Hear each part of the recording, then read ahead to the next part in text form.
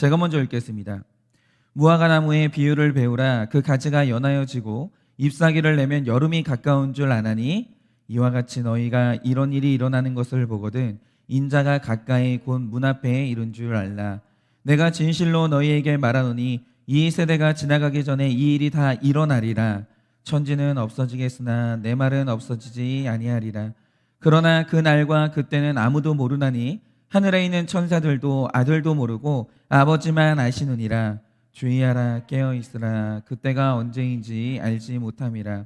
가령 사람이 집을 떠나 타국으로 갈 때 그 종들에게 권한을 주어 각각 사물을 맡기며 문지기에게 깨어있으라 명령하 같으니 그러므로 깨어있으라. 집주인이 언제 올는지 혹시 저물 때이는지 밤중일는지 닭 울 때일는지 새벽일는지 너희가 알지 못함이라. 다 같이 읽겠습니다.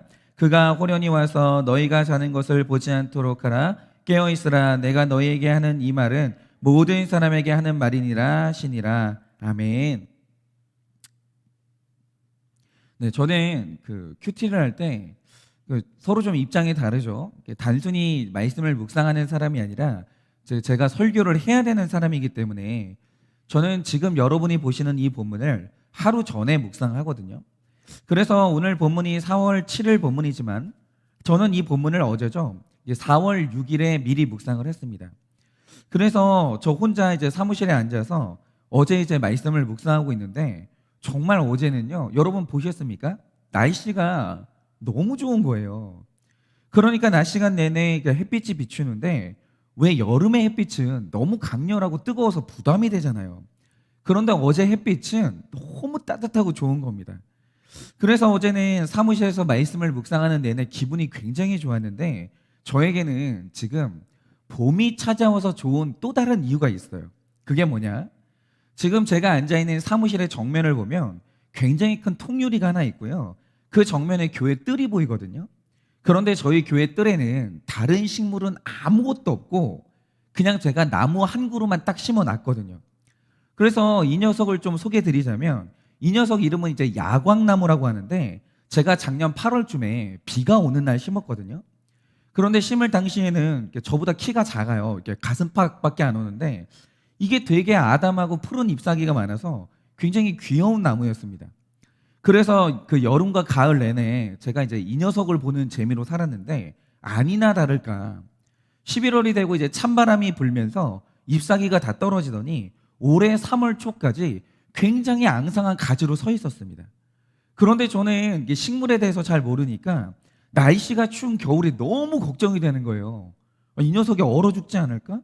이게 너무 걱정이 되더라고요. 그래서 이제 제가 이제 수시로 겨울 내내 살펴봤는데 저로서는 이 녀석이 살았는지 죽었는지 알 수가 없는 거예요. 그래서 이제 걱정하는 마음에 물만 주고 있었는데 정말 너무 감사한 게 뭐냐? 얘가 3월 중순부터 다시 푸른 잎사귀를 내더니 지금은 완전히 살아났어요. 완전히. 그래서 처음 만났을 때처럼 잎사귀가 굉장히 많아진 겁니다. 그러니까 지금 제가 마음이 굉장히 설레는데 이유가 뭐냐면 제가 많은 나무 중에서 굳이 야광나무를 심은 이유가 뭐냐면요. 얘가 1년 중에 딱 5월과 6월 달에만 꽃을 피우는데 이 꽃이 진짜 특별해요. 왜냐하면 얘 이름이 야광나무잖아요. 이게 정식 이름이거든요. 그러면 이 이름의 뜻이 뭐겠습니까? 얘가 밤에 빛난다는 뜻이에요. 다시 말해서 얘가 5월 달이 되면 꽃을 피우는데 이 꽃이요 밤이 되면 야광색으로 빛나요. 본 적이 없는데 그렇다고 하니까 제가 너무 기대가 되는 거예요. 그런데 저는 얘를 산 게 작년 8월이거든요. 그래서 그때는 야광나무 꽃이 다 떨어진 때이기 때문에 아직 저도 이 녀석이 피우는 꽃을 본 적이 아직도 없어요. 그런데 거의 1년을 기다린 끝에 이제 5월 달이 되면 밤에 빛나는 야광나무 꽃을 볼 수가 있는 거예요. 그 녀석을 만나는 거죠. 그러니까 제가 마음이 설레지 않을 수가 있냐 이거죠. 너무 설레는 거예요. 도대체 어떻게 빛날까? 이게 너무 궁금한 거죠. 그런데 제가 어제 이 말씀을 묵상하면서 그런 생각을 했습니다.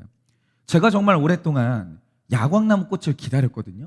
진짜 오래 기다렸어요.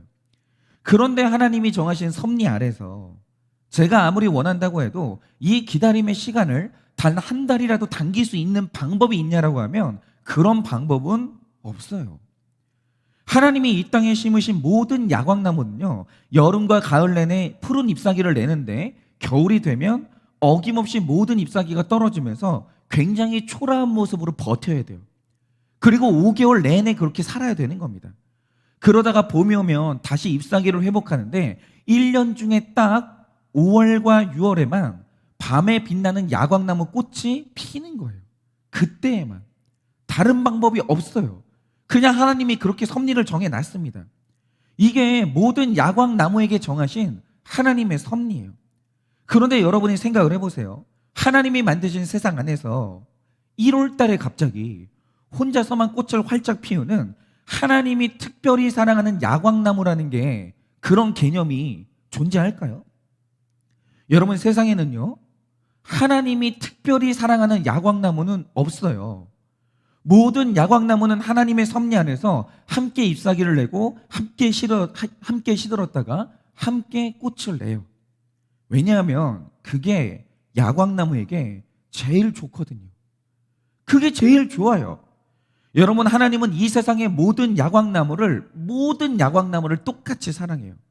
그런데 하나님 안에 이것들과 또 다른 특별한 존재는 없다라는 거죠. 그런 거는 없어요. 그런데 28절에서 30절이 말하는 게 바로 이겁니다.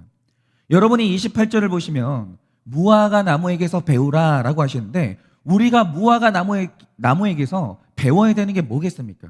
이 말씀을 보면 모든 무화과 나무는 여름이 되면 가지가 연하여지고 잎사귀를 내요. 모든 무화과 나무가 다 그래요. 여러분, 원래 무화과 나무라는 것은 이름 그대로 꽃을 피우지 않는 나무인데, 이 세상에 하나님이 특별히 사랑하사 특별히 뽑아서 혼자서만 꽃을 피우는 그런 무화과 나무는 없는 거예요.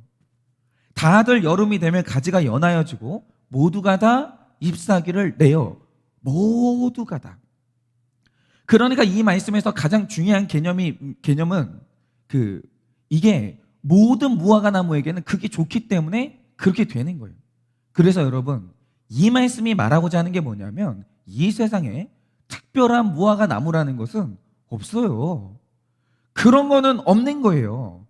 그런데 오늘 이 말씀을 하시는 이유가 뭐겠습니까?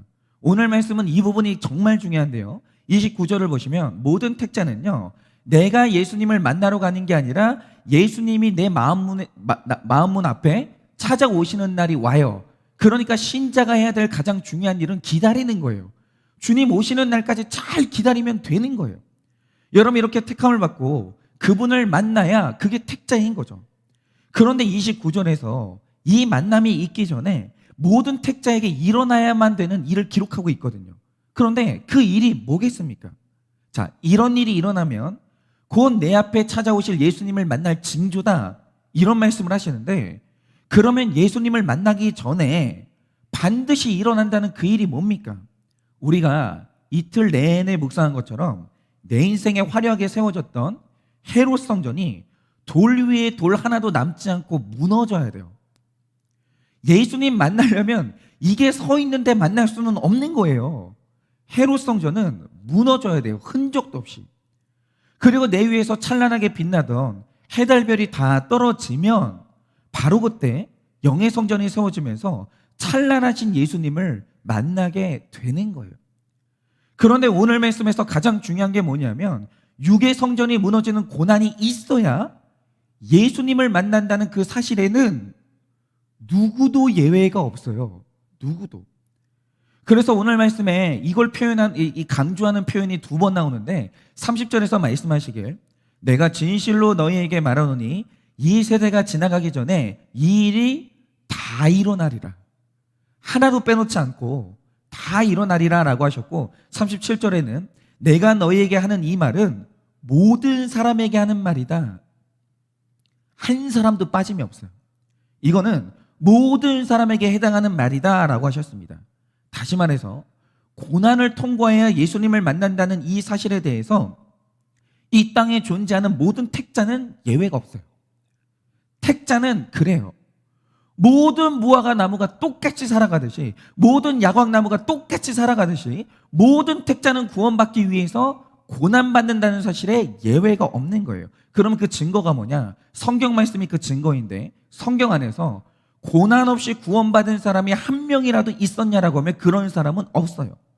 다시 말해 육의 성전이 무너지지 않고도 겸손하게 살면서 예수님을 만난 특별한 사람이 있었냐 이거예요. 여러분 성경에서 의인이라고 일컫는 사람이 몇 명 없는데 그 중에 한 명이 욥이거든요. 욥이 의인이었어요. 당대의 온전한 자였습니다. 그런데 그도 고난을 못 피했어요. 그럴 수는 없는 거예요. 제가 단언하건대 성경 안에서 그런 사람은 한 명도 없어요. 아브라함도 고난을 통과했고 이삭도 고난을 통과했고 베드로도 사도 바울도 심지어 예수님도 고난을 통과했어요. 부활 전에 십자가를 통과하셨다라는 거죠. 특별히 예수님에 대해서는 뭐라고 말합니까? 그분의 일생을 히브리서 5장 7절을 보면 딱 한 절로 요약을 하는데 예수님이 심한 통곡과 눈물로 간구와 소원을 올렸다라고 기록하고 있어요. 모든 택자는 다 이런 거예요. 예수님이 그랬으면 우리도 그런 거예요. 그래서 교회 안에는 통곡하는 사람이 있는 거예요. 그는 택자기 때문에. 어떻게 교회 안에서 날마다 웃어요? 모든 사람이 고난을 받아야 되는데. 그래서 베드로전서 4장 12절에 베드로가 하는 말이 뭡니까? 사랑하는 자들아, 이거 택자를 말하거든요. 사랑하는 자들아, 너희를 연단하려고 오는 불시험을 이상한 일 당하는 것 같이 이상히 여기지 말아라 라고 합니다. 이상한 일이 아니에요. 고난은 있어야만 하는 일입니다. 여러분 이 말 뜻이 뭐냐면 여러분 설교를 하는 저는 고난이 좋겠습니까? 저도 고난이 어마어마하게 싫습니다. 연단이 좋겠습니까? 아우 저는 연단이 지긋지긋해요. 하여튼 좀 끝났으면 좋겠는데 연단이 저도 싫어요. 여러분 저도 제 인생이 꽃길이었으면 좋겠어요. 하는 일마다 잘 되고 설교할 때마다 성도님들이 그냥 막 엄청나게 은혜를 받고 저도 제 인생에 되는 일만 있었으면 좋겠어요. 그런데 하나님의 섭리 안에서 모든 인생에게 오늘 말씀에서 제일 중요한 표현은 이건 거예요. 모든 인생에게 정하신 하나님의 뜻이 뭡니까? 교만한 죄인이 겸손하게 되어서 예수님을 만나려면 누구나 예외 없이 고난을 통과해야 돼요. 예외는 없어요. 그러니까 1월 달에 혼자 꽃 피우는 특별한 야광나무가 없듯이 나만 특별히 사랑받아서 고난 없이 예수님을 만나는 택자는 없는 거예요. 만약에 그런 걸 요구하잖아요. 그건 하나님 보고 차별하라 그 뜻이에요. 그런데 하나님은 차별이 없거든요. 그분의 성품 안에는 그런 게 없어요. 하나님은 공평하세요. 그래서 부한 자든 가난한 자든 배운 자든 못 배운 자든 남자든 여자든 누구나 할 것 없이 예수님 만나는 사람은 고난이 있어요. 한번 우리가 입을 열어서 대화를 해보자 이거죠. 고난 없이 예수님 만나는 사람이 있나? 근데 오히려 재밌는 게 뭐냐면 성경을 보면요. 이런 사람들이 있거든요. 그러니까 시편 73편 4절 5절을 보면 성경에 이런 사람도 있는데 한번 들어보세요. 그들은 죽을 때에도 고통이 없고 그 힘이 강건하며 사람들이 당하는 고난이 그들에게는 없고 사람들이 당하는 재앙도 그들에게는 없나니라고 합니다. 여러분 이들이 누굴까요? 하나님 잘 믿는 사람일까요? 하나님한테 특별히 사랑받는 사람일까요? 그러니까 이들에게는 이 세상에서 승승장구하고 사는 날 내내 꽃길을 걷다가 고통 없이 죽는 사람이 실제로 있어요. 있는데 이들이 누구냐면 악인이에요. 하나님께 버림받은 악인 중에는 이런 사람이 혹 있어요. 여러분 북한의 김일성 김정일 부자가요. 사는 날 내내 아무 고통 없이 살다가 죽을 때 평안하게 죽었어요. 전 세계에서 고통스럽게 죽은 이 독재자들이 많은데 유일하게 20세기에 고통 없이 죽은 독재자 2명이 김일성하고 김정일이에요. 악인 중에는 이런 사람이 있어요. 그런데 이와 반대로 야곱은 구원받은 사람의 대표거든요. 그런데 그가 하는 말이 뭡니까? 창세기 47장 9절에서 내가 험악한 세월을 보냈다고 해요. 택자는 험악한 세월 보내요. 그런데 여기서 험악하다는 말의 원어적 뜻이 뭐냐면 내 목숨을 해롭게 만드는 이 죽을 고비를 수도 없이 넘겼다 이 뜻이에요. 그런데 하나님이 사랑하는 택자 중에서 특별히 고통에서 특별히 사랑하사 고통에서 면제된 사람이 있냐라고 하면 그런 사람이 없어요. 그런 사람은 없어요. 그리고 오늘 말씀은 이걸 굉장히 강조하거든요. 그러나 이건 제가 이제 큐티를 하면서 구속사에 눈 뜨고 알게 된 사실이고, 제가 어릴 때 신앙생활 하면서 교회 안에서 자주 봤던 이 사실이 뭔지 아십니까? 자, 여러분도 그런 경험을 해보셨을 텐데, 교회에서 밤낮으로 교회에서 살면서 열심히 봉사하고 11조를 하던 성도님이 계셨어요. 누구나 인정하는 교회의 기둥이에요. 그런데 그분이 말기 암에 걸려요. 그리고 새벽 예배를 열심히 나오시던 성도님이 계시는데, 그분이 새벽 예배 끝나고 집에 가다가 교통사고 나서 돌아가셨어요. 죄 짓다 돌아가신 게 아니라 새벽 예배 나오시다가 돌아가시는 거예요. 그리고 교회를 물질로 열심히 섬겼던 집사님이 계시는데 그분 사업이 쫄딱 망했어요. 그러면 이때 나타나는 성도님들의 반응이 뭔지 아십니까? 어떻게 하나님이 나한테 이럴 수 있냐라고 하면서 시험 들어요. 그리고 교회를 떠나요. 그리고 그 옆에 그거 보는 사람들도 같이 시험 들어요. 아니, 우리가 열심히 하나님을 섬겼던 결과가 저건가? 같이 시험 드는 거예요. 그런데 이렇게 시험을 드는 이유가 뭐냐라는 거죠.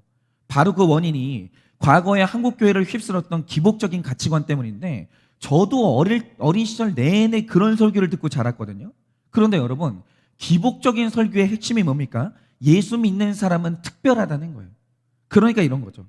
저는 앞으로 목회하는 동안 이거 절대로 안 하려고 하는데, 한국교회가 수능 날만 되면 하는 일이 뭐냐?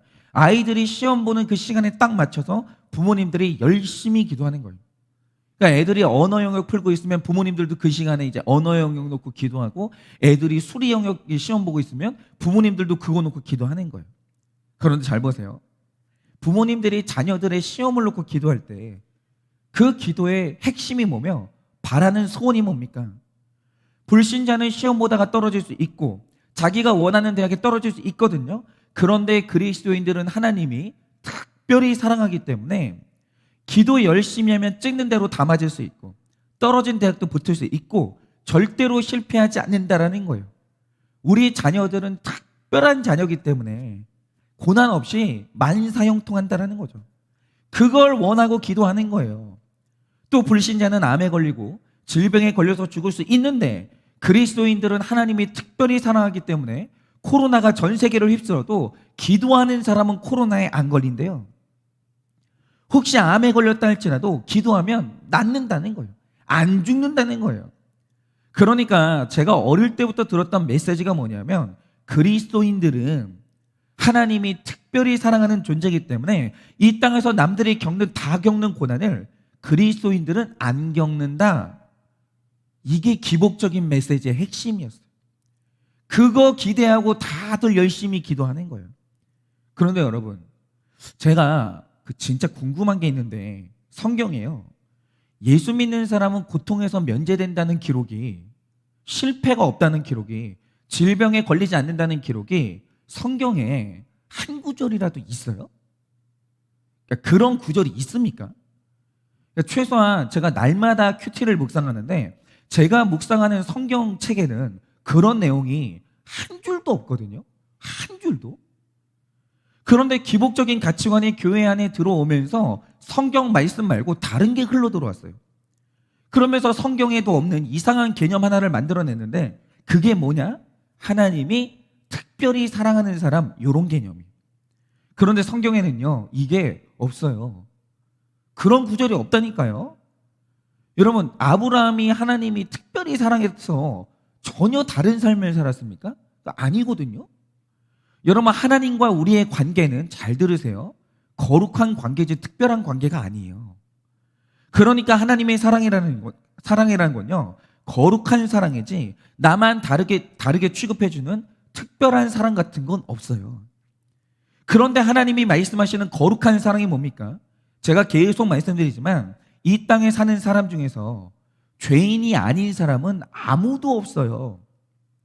다시 말해, 교회에 모인 성도들도요, 특별한 사람들이 아니라 불신자들과 똑같이 100% 죄인이에요. 그런데 그 중에서 특별히 하나님이 사랑하는 의인이 한 사람이라도 있냐라고 하면 그런 사람은 교회 안에 아무도 없어요. 특별한 사람은 없어요. 그 교회의 목회자도 100% 죄인이고요. 장로님들도 100% 죄인이고요. 권사님들도 100% 죄인이에요. 특별한 사람 없어요. 그런 사람이 어디 있어요? 여러분, 갓난아이도 100% 죄인으로 태어나요. 그래서 여기 앉아있는 모든 사람 안에는 헤롯 성전이 하나씩은 다 있는 거예요. 여러분, 교회 안에 앉아있는 성도 중에 우상이 없는 사람이 있을 것 같습니까? 그런 특별한 사람은 없어요. 그러니까 무슨 목회자를 신격화하면서 우리 목사님은 특별한 사람인 것처럼, 그런 사람은 없어요. 다 똑같아요.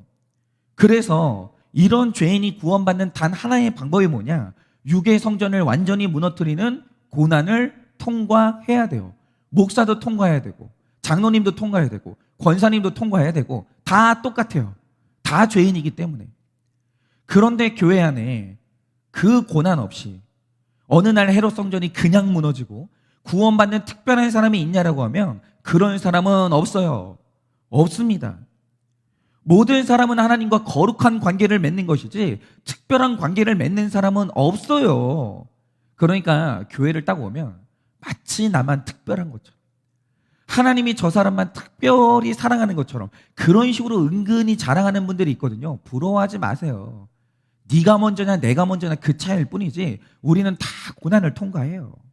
그래서 남들 다 걸리는 암에 제가 걸릴 수 있고요. 다른 자녀들이 당하는 고난을 우리 자녀도 겪어요. 제 딸이 뭐라고 피하겠어요. 제 딸도 고난 통과해야 돼요. 다른 가정에 오는 아픔이요, 우리 가정에 와요. 올 수도 있는 가정법이 아니에요. 와요. 아니, 우리 가정이 뭐라고 안 와요? 우리 가정도 죄인들이 살고 있는데. 그런데 30절 말씀이 미리 말씀해 주신 것처럼 있을 거라고 미리 말씀해 주셨던 고난이 왔는데 왜 배신감을 느끼냐 이거죠. 그 이유는 내 안에 거룩한 사랑을 바라는 게 아니라 특별한 사랑을 받기 원하는 그 악함이 있기 때문이에요. 그러니까 하나님이 남과 나를 차별하기를 원하시는 거죠. 그게 얼마나 악합니까? 세상에 그런 사랑이 어디 있어요? 다시 말해, 남들 다 당하는 고난을 나만 특별히 사랑하사 당하지 않았으면 좋겠고, 다른 자녀들이 다 겪는 실패를 내 자녀는 안 겪었으면 좋겠고, 내 인생, 내 가정만 특별히 사랑하사 하나님이 행복하게 해주셨으면 좋겠는 거예요. 아니, 남들 다 당하는데 우리 가정만 그게 없었으면 좋겠는 거죠. 세상에 그 하나님 보고 차별하라 그 뜻이잖아요. 아니, 그런 게 어디 있냐 이거죠. 여러분, 성경의 모든 선배들이 다 겪었고 심지어 예수님이 겪었던 고난이 왔을 때 그러니까 원망이 나오는 거예요. 거룩한 사랑이 아니라 특별한 사랑을 원하니까 그런 원망이 나온다라는 거죠. 그러면 이제 중요한 게 이겁니다. 고난에 대해서 불신자와 그리스도인 사이에 정말 아무런 차이도 없냐라고 하면 물론 엄청난 차이가 있는데, 고난이 온다는 사실 자체는 불신자와 신자 사이에 차이가 없습니다. 그러면 고난 앞에서 신자와 불신자의 차이가 뭐냐라고 하면, 불신자는 고난의 때 해석할 말씀이 안 와요. 그래서 우울하고, 죽음이 왔을 때 불신자는 필연적으로 외로움을 겪어요. 여러분, 죽음의 고통을 누가 함께 하겠어요? 그런 거는 없거든요. 여러분, 죽음 앞에서 모든 인간은 필연적으로 외로움 속으로 들어가요. 그러나 신자는 고난이 왔을 때 해석해주는 말씀이 임하고, 죽음 앞에서 죽음이 면제되는 게 아니라 죽음의 때에 손잡아 주시는 예수님을 만난다라는 거예요. 바로 이게 신자와 불신자의 결정적인 차이예요. 제가 얼마 전에도 이걸 체험했는데요. 여러분들이 다 아시는 것처럼 저도 남들 걸리는 코로나에 다 걸렸거든요. 그런데 여러분, 혹시 목회자가 코로나에 걸렸다고 하니까 시험 들거나 이해 안 가시는 분이 있습니까? 아니, 목회자라고 하면 기도 많이 하는 사람들은 그래도 코로나가 면제돼야 되는 거 아닌가? 혹시 여러분 이런 생각하셨습니까? 그런 거는 없어요. 남들 걸리는 코로나는 저도 걸리는 거예요. 그런데 제가 죄인이고 제가 인간이기 때문에 남들 다 겪는 고난은 저도 겪는 거예요. 그게 당연한 하나님의 섭리죠. 그런데 여기서 제가 정말 감사했던 게 뭐냐, 요즘은 이제 코로나에 걸리면요, 요즘은 그래요. 그냥 걸려야 되나 보다, 다들 그냥 내려놓는 분위기거든요. 조금 체념하는 분위기가 됐어요. 그런데 제가 걸렸던 시점은 아직은 코로나에 대한 이 두려움이 있었던 때였거든요. 그래서 제가 본 게 뭐냐면, 제가 이제 병원에 가서 코로나 검사를 했는데, 검사를 해보면 대부분 그래요. 반은 음성이고 절반은 양성이에요. 그래서 음성인 분들은 너무 기쁜 표정으로 이제 집에 가는데, 양성인 분들은 간호사가 따로 불러서 말을 해주거든요. 환자분은 양성입니다. 그러면 양성이라는 말을 들었을 때 딱 보이는 반응이 뭔지 아세요? 일단 그 자리에 가만히 서서 한 1분 동안 혼란의 시간을 겪어요. 이게 뭐지? 나는 누구지? 여긴 어디지? 그러니까 이후에 일어날 뭐 자가격리, 뭐 직장에 못 가고 이런 일 때문에 굉장한 혼란을 겪는 거예요. 그러다가 10명이면 10명이 다 그랬는데 어딘가에 무조건 전화를 해요. 일단 그걸 혼자 받아들이는 사람은 없어요. 일단 전화를 해요. 그리고 막 뭔가를 통화를 합니다. 이런 식으로 굉장히 혼란을 겪더라고요. 그런데 이게 제가 코로나에 걸렸다는 걸 안 날 저희 식구 싹 다 걸렸거든요. 3명이 다 양성 반응이 나왔어요. 그래서 이거는 제 아내가 옆에서 이제 봐서 아는 사실인데, 제가 이제 그 사실을 알고 집에 갔어요. 가자마자 큐티책을 폈어요. 그리고 도대체 이 일이 왜 왔나? 여기서 하나님은 뭘 원하시나? 이걸 묵상을 하는 거예요. 그런데 신기한 게 뭐냐면요, 사실 다른 분들과 마찬가지로 저도 코로나 감염이 되게 고단이었던 게, 저는 예배를 인도하는 리더잖아요. 그런데 요즘 우리 교회 상황에서 제가 코로나에 확진되면 교회 문을 닫아야 돼요. 그러니까 제가 처음 확진 소식을 들었을 때 굉장히 속이 상했죠. 이거 어떻게 해야 되나. 그런데 그 상태로 큐티를 한 거예요. 근데 신기한 게 뭐냐면, 고난이 오니까 역시나 큐티가 엄청 잘 돼요. 엄청 잘 되는 겁니다. 그런데 그날 큐티를 하니까 어떤 말씀을 주셨냐. 제가 코로나에 확진된 날 묵상한 말씀이 창세기 25장 1절에서 18절 말씀이었는데, 그때가 아브라함이 평생의 반려자 사라가 죽은 시점이거든요.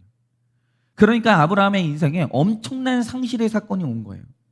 그래서 사라가 죽은 당일에 아브라함이 통곡하고 애통해했는데, 중요한 사실은 뭐냐? 창세기 23장 3절을 보면 그가 죽은 시신 앞에서 계속 엎드려 있지 않아요. 식음을 전폐하고 계속 거기 있지 않아요. 그가 슬퍼하다가 시신 앞에서 일어납니다. 그리고 나서 사라를 막벨라 굴에 넣는 거예요. 그런데 말씀드린 것처럼 막벨라 굴이라는 것은 단순히 죽은 사람을 넣는 무덤이 아니라 구원받는 택자만 들어가는 무덤이거든요. 그런데 아브라함이 죽은 사라를 그 굴에 넣었다는 의미가 뭐냐면, 아브라함이 사라의 구원을 믿고 모든 상실의 아픔과 슬픔을 하나님께 맡긴 거예요.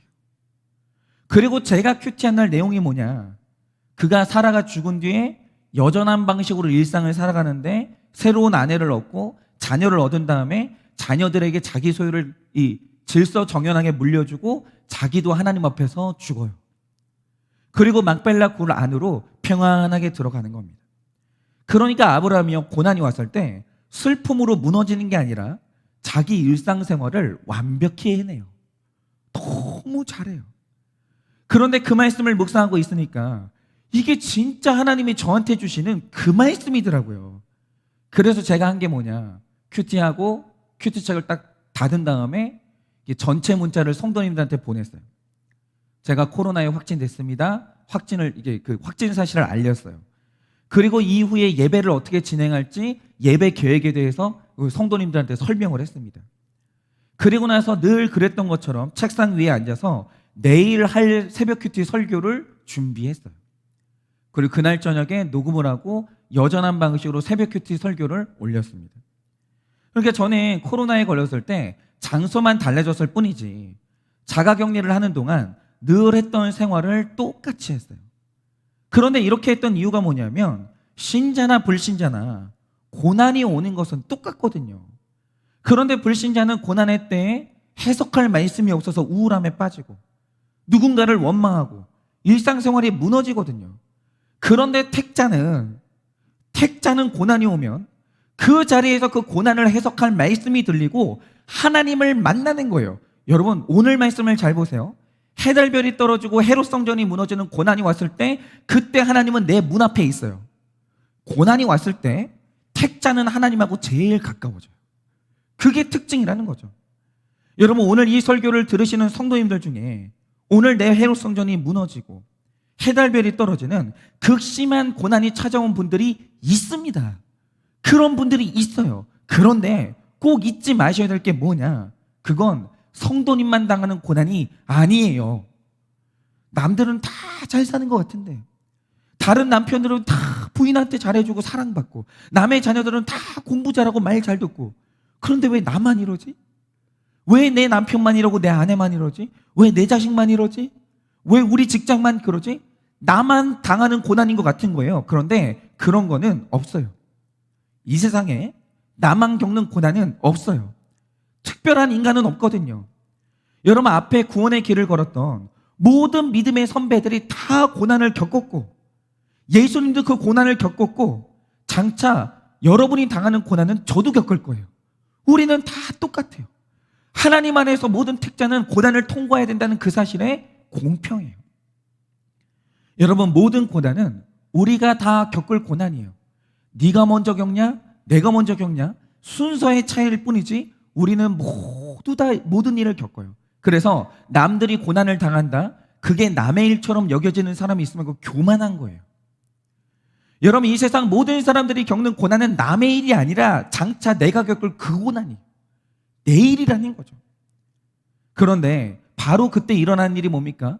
성도는 고난당할 때 그때 예수님이 내 문 앞에 있어요. 고난당할 때 예수님하고 제일 가까워져요. 그러므로 우리는 고난 당해야 돼요. 나만 겪는 고난이라는 것은 없어요.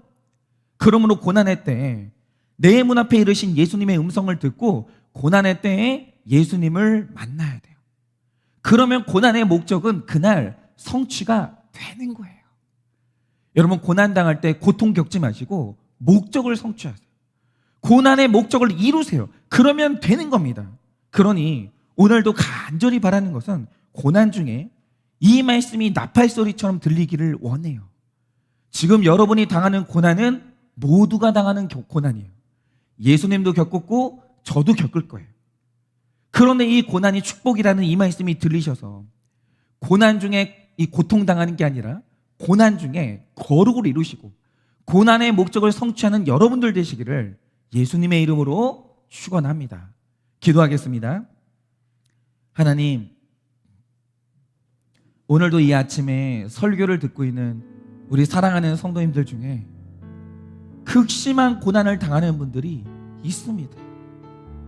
지금 불같은 연단을 당하는 분들이 있습니다. 주님, 그런데 그 고난이 남의 고난이 아닙니다. 불같은 연단을 당하고 있는 우리 성도님들의 고난은 제 고난입니다. 제가 뭐라고 성도님들이 당하는 고난을 저만 안 당할 수 있겠습니까? 세상에 그런 특별한 사람은 없는 것입니다. 하나님, 우리 교회에서 고통받아 울고 있는 그 성도의 눈물은 우리의 눈물이고 우리 모두의 고통인 것입니다. 그러니 주님, 오늘 우리가 기도합니다. 하나님, 고난 중에 있는 우리 성도님들, 그 고난 중에 고통만 당하는 게 아니라 그 고난 중에 하나님의 뜻을 이루어서 고난이 축복이 되고 고난 중에 하나님을 만나고 고난 중에 거룩을 이루는 고난의 목적이 성취되기를 간절히 소원합니다. 그러니 주님, 이 고난의 때에 버틸 수 있도록 힘을 주시고 은혜를 주시고 내가 너와 가까이 있다고 하나님께서 그렇게 말씀하여 주시기를 원합니다. 그러니 주님, 오늘도 출근하고 학교로 나아가는 우리 지체들이 있을 것인데 주님, 그들이 나가는 직장이 고난이 될지라도 거기서 하나님을 만나게 하시고 나아가는 학교가 고난이 될지라도 거기서 하나님을 만날 수 있도록 주님께서 특별히 보호하여 주시옵소서. 그렇게 축복합니다. 오늘도 하나님께서 고난 중에 하나님이 그들을 만나주시고 해석할 말씀을 주실 줄 믿사오며 살아계신 예수님 이름 받들어 기도드립니다. 아멘.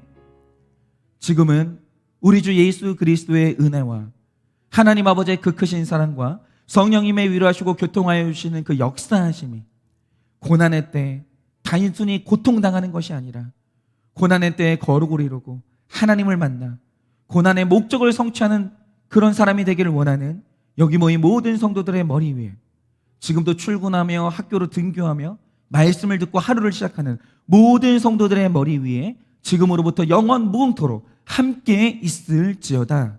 아멘.